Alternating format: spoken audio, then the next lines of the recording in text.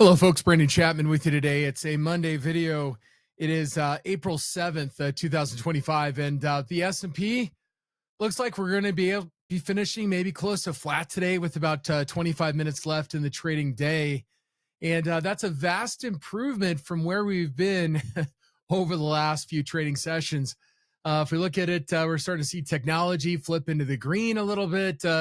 Communications, we're seeing Mag 7 companies show a little bit of lift today off of our lows. Of course, there was the fake tweet that went, or fake X post or other news that went out saying 90-day suspension from tariffs. That proved not to be the case.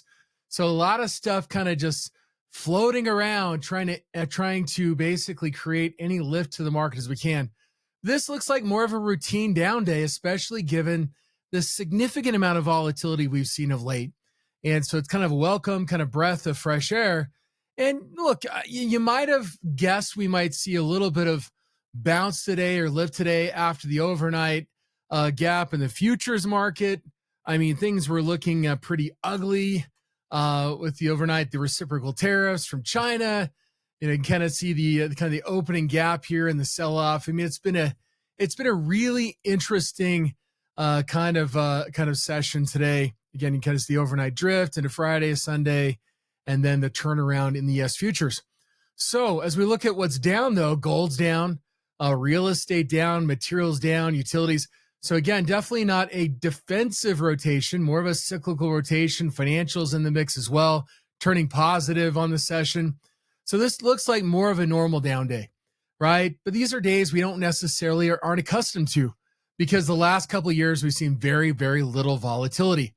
And with this overnight volatility or weekend volatility, the VIX shot up to 60 before coming back, and we're at 46%. Volatility is very extreme still, right? Bid-ask spreads are wide in the options market. Liquidity is tough. And so in this, do you step in and buy the market? Maybe, right? I'm like, there might be an opportunity in the near term, but do we get super excited and say, oh man, we're about to go back to 6,200. A lot of damage has been done. And again, earnings uncertainty. What are tariffs going to bring, especially for stocks like Apple, for example? They're down 4% today. And so what we're seeing is that, yeah, there's a recovery in some parts of the market that you might feel could be okay in a tariff environment. What about Google, that makes most of their money on advertising? Well, Google's up 1% today. What about Amazon, that mostly ships in the United States, but does ship products sourced in China? Of course, that de minimis exception to tariffs is gone. Is Amazon going to ship more products? Well, again, they have a lot of cloud. They have a diversified model to some degree compared to companies like Apple. They're up 3% today. So, I mean, again, we're reaching right now, and it makes sense. Last Friday was a bit of capitulation, or gave a sign of capitulation. What would I mean by that? Capitulation just means those that wanted to sell sold. Okay. So how do we identify that? Let's look at $sign DECN. And I'm going to share with you something I go over in Ghost Prints. We're starting my 2-hour masterclass and 12-week mastermind tomorrow at 3 p.m. You better hop on board if you want to join me. But one of the things that we look at is volatility. And another thing we look at is advanced decline. Something I call something that's known as a 90% day. Well, here's a ratio of declining issues to advancing issues. We've had 3 90% advanced decline days in the last year. That's where we have greater than 9, basically 9 times more declining issues than advancing issues. The last time we got it was December 18th, and the time before that was August 5th. Our third kind of indication from the advanced decline line, 90% decline, more declining issues. Well, then we do volume. We'll do D-vol. We're looking at down volume because the market's down, right? $U-vol, and we're looking at last Friday. So last Friday is the 4th time we've seen a 90% day on the volume. We had it today, Friday. We had it on the 18th. We had it on the 5th of August. And then again on the 12th of April. The only time we've had 90% days, both volume and advanced decline, were December 18th and August 5th. What did that produce? So if we look at August 5th, it was right there at the peak of the selling. Looks more like what we experienced here on Wednesday, Thursday of last week. And then again on December 18th. December 18th was a very negative day. We had a big down day of the market. We bottomed it a couple of days. We had a nice little short-term bounce. So I think a lot of what we're looking at in the market right now, yes, we could see a nice short-term bounce. Are we looking for the market to test new highs like August 5th? Or are we looking for a short-term bounce like on December 18th, only to get extreme again based on the 90-day rubber band on the 24th? On that day, we're looking for a 5 to 10% correction in the S&P, and we got it off the high as we approached the low on the 13th of January. We got the same signal on the 14th up here on a 5 to 10% projected correction based on the 90-day rubber band. Well, the rubber band's broke, right? We're snapped Friday, provided those more significant signals of, again, a 90% day, volatilities and backwardation. We're seeing the 90 band snap. We also saw a big push in volatility, and we saw that move in volatility really on Thursday, accentuating on Friday, then obviously today with the gap up and then the reversal in the VIX today. So lots of signals going into Thursday and Friday, especially Friday. We're reaching a significant bottom, at least in the near term in the S&P. Makes sense. People might be looking at some Mag 7 companies that are not affected by the tariffs as much, like an Apple, for example, that is affected significantly by the tariffs. So as we consider what's the prospect for the market here in the near term, we could readily see a nice bounce, okay? But what looms in the background that may be troubling? Gold, for example, down 1.79%. We were having an internal chat last week up here towards highs on gold. And I shared internally, just look, my concern about gold is this is the most risky time we've seen for gold for a very long time. Why? Because inevitably what we might see right now is the dollar strengthening. And in part, what happened today as well, we saw a sell-off in Treasury bonds. Again, Treasuries and gold are correlated. The correlation's broken up more recently, but generally speaking, lower interest rates generally mean higher gold, all things being equal. So we're seeing today is a sell-off in the Treasury market, a stronger dollar, at least intrinsically pressuring gold down 1.8% today. Well, the only thing that's outperformed that to the downside is materials and, of course, real estate down 2.67%. Again, the bond market is big. Now, a lot of people were asking earlier today, why are treasuries selling off when the market's so hostile? Well, here's the deal, folks. When you are the reserve currency, lots of foreign countries own your bonds. They may need those bonds to defend their currency. So, for example, let me show you the Chinese yuan today. So we look at the Chinese yuan. This is, make sure I got it all over. Yep. So here's today, the 7th, right? Chinese yuan recovering off our lows. Notice how low it went down here, right? We saw the sell-off on Friday. Well, again, I've been talking about this for several weeks, going back to March 3rd, but March 10th as well. We saw that kind of reversal right there. But March 3rd, I've been pretty bearish on Chinese stocks. Well, guess what? We saw a big reversal today. Why? Well, again, what's going on? Why would we see the yuan get bid today? And if we look at Chinese stocks, let's look at FXI. A lot of bearish trade today in FXI and then some bullish, but look where we're at. We're down 8% in Chinese stocks. I've been talking about China experiencing a sell-off like we saw in October of last year as the Chinese yuan strengthens. Now, what could cause the Chinese yuan to strengthen vis-a-vis the dollar today? Are the Chinese defending their currency? How do they do that? They can sell treasury bonds to raise cash, dollars, and buy Chinese yuan, sell dollars. So again, we're seeing the dollar strengthen today in aggregate, in total, but again, pockets here. Again, are the Chinese defending their currency?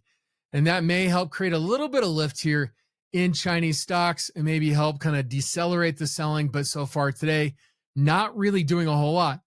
But what's the prospect of many countries needing to sell our treasuries to raise dollars to defend their currency? Is that what's going on in China? Is that going to happen in other parts of the world? Well, if we look at the Japanese, say the Japanese yen, for example, well, they have the opposite problem, right? They want a weaker currency. Their currency typically strengthens during this time because it's a funding currency as part of the carry trade. Well, guess what? dollar strengthening. No problem for the Japanese to have to sell treasuries. This is exactly what they want. They want the Japanese yen to weaken against the dollar. In other words, they want this to go up because dollars are in the numerator, not the denominator. As they go down, like we saw Thursday, that's a problem for the Japanese and the yen. They want their currency to weaken to a certain point because we look back here 10 years, again, their currency has strengthened pretty dramatically. So it's not the same for every currency, but here's the deal. The threat to the Treasury market is foreign selling of our bonds.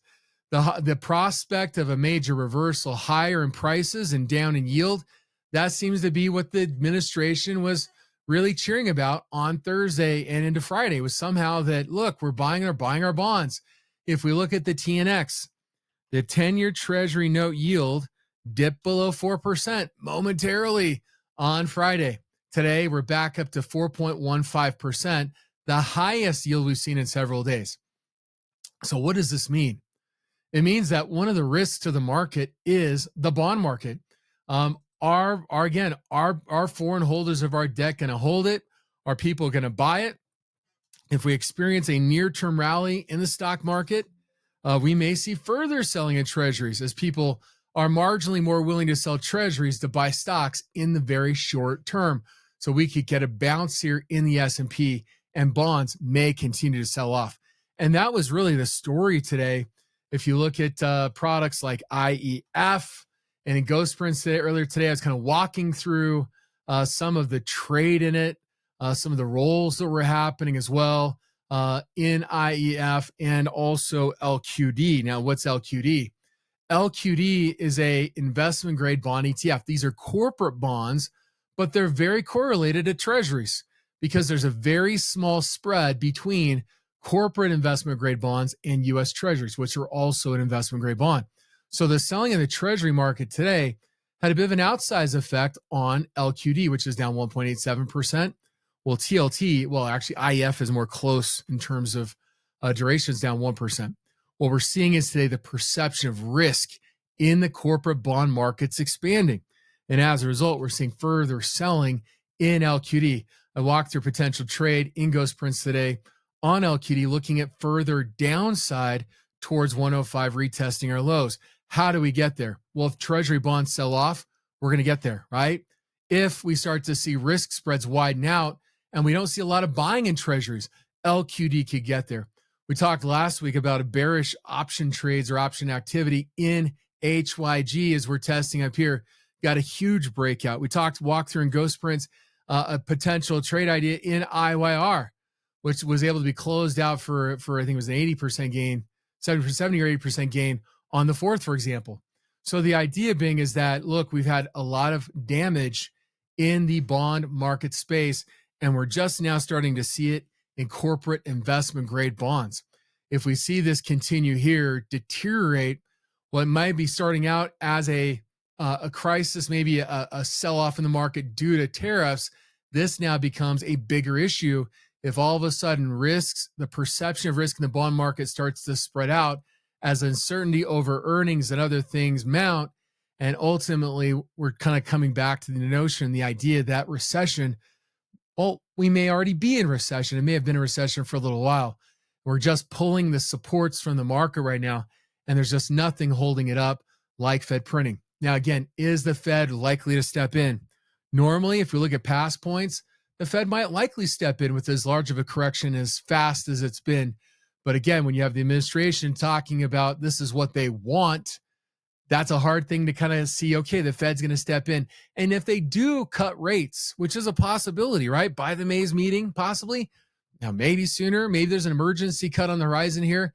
But the fact of the matter is that if kind of the forward expectation of inflation starting to drop, which it is, again, normally that would support long-term bonds, which it's not right now.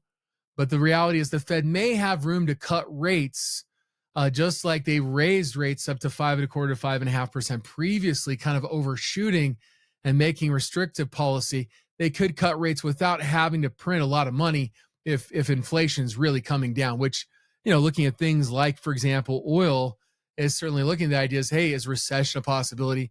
It's definitely a possibility. But again, as we look at the risk right now, real estate, gold getting hit, there is the possibility, again, if yields continue to rise, sure, in the short term, the market may get some wind at its back. Maybe we see a bit of a rally here in the very near term, but we're only setting up for the next decline in the market. So again, we've got to be careful. Don't be, be a little risk averse, have more cash, certainly take your swings out there. And again, I outlined a couple of ideas in LQD and also Verizon today in Ghost Sprints for kind of a near-term rally here before earnings coming up here in about a week or so, but a couple weeks. But the idea is that, look, we may get a near-term bounce in the market. Watch the bond market. That's where things are going on right now. And if it gets unruly, that could really upset the apple cart and may create a bigger crisis. As we know, companies are heavily indebted. They need to roll all of the debt they took on in 20 and 21, where the Fed was buying their bonds, like Apple, for example. They're going to have to roll that debt over into a higher interest rate environment. And again, the more the bonds sell off, the more issues may come up as we're starting to see the pool of liquidity start to drain if the global economy is starting to kind of hit the skids or start to see a soft patch here. We've seen it in China already. We may be about to see in the United States. We've already been seeing it in Europe.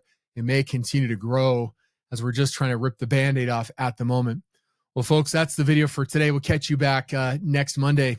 Have a great one. Thank you.